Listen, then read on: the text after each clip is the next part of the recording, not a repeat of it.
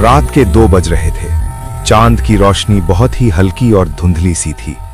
एक पुराना भूले हुए कब्रिस्तान के दरवाजे धीरे से छनक रहे थे। हर कब्र पर गंदी मिट्टी और पुराने फूल बिखरे हुए थे।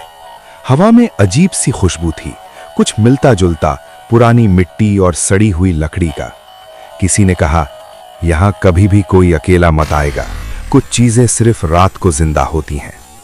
एक पुरानी टूट फूटी डॉल एक कब्र के पास पड़ी थी। उसकी पेंटेड स्माइल धीरे धीरे बदल रही थी, जैसे कोई अजीब सी जान उसमें आ गई हो। आंखें हल्की सी चमक रही थीं। डॉल के हाथ धीरे धीरे हिलने लगे और वो धीरे धीरे खड़ी हो गई। पीछे से कुछ और डॉल्स की आवाजें आने लगीं, जैसे वो साथ साथ फिर से जिंदा हो रहे हों। डॉल्स ने हर एक कब्र के ऊपर से नजर घुमाई। उनके छोटे छोटे हाथ, जो कभी प्यारे लगते थे, अब बहुत ही खतरनाक लग रहे थे। उनका मकसद सिर्फ खेलना नहीं था, उनको नई प्लेथिंग्स चाहिए थीं। कोई इंसान, कोई जिंदा चीज। रात के सन्नाटे में सिर्फ डॉल्स की हंसी और कब्रिस्तान के पत्थर की खनक सुनाई दे रही थी। एक छोटा सा लड़का जो कब्रिस्तान से गुजरता हुआ जा रहा था, डॉल्स की हंसी सुनकर रुका। वो धीरे धीरे उनकी तरफ बढ़ा।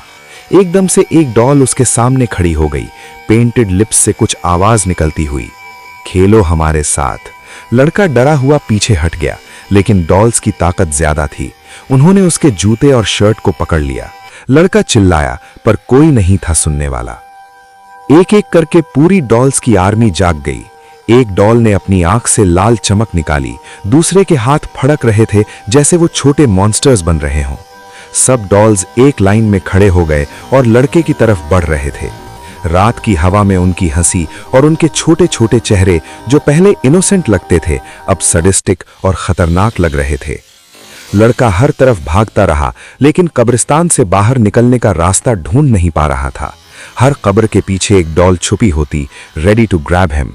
अचानक एक डॉल उसके सामने खड़ी हो गई और हाथ से उसका शर्ट पकड़ लिया। लड़का चिल्लाकर गिर गया और तभी पूरा कब्रिस्तान डॉल्स की हंसी से गूंज उठा। चांद की रोशनी अब और भी ज्यादा तेज हो गई, जैसे वो डॉल्स को जिंदा करने के लिए वहां से देख रहा हो। डॉल्स की शैडोज कब्रिस्तान के हर कोने में फैल गईं। वो छोटी छोटी फॉर्म्स, जो कभी खिलौने लगते थे, अब मॉन्स्ट्रस इंटेंशंस के साथ हर इंसान को अपने कब्जे में लेने के लिए तैयार थे। लड़के की चीख रात में खो गई। सिर्फ डॉल्स की हंसी और कब्रिस्तान के पत्थरों की खनक रही, और किसी ने भी उस लड़के को कभी नहीं देखा। सिर्फ उन डॉल्स के शैडोज, जो रात के अंधेरे में अपनी नेक्स्ट प्रे का इंतजार कर रही थीं। अगर आप कभी भी रात को अकेले कब्रिस्तान जाओ, तो याद रखना, कुछ डॉल्स सिर्फ साथ खेलने के लिए नहीं, वो तुम्हारे डर को जीवित करने के लिए हैं।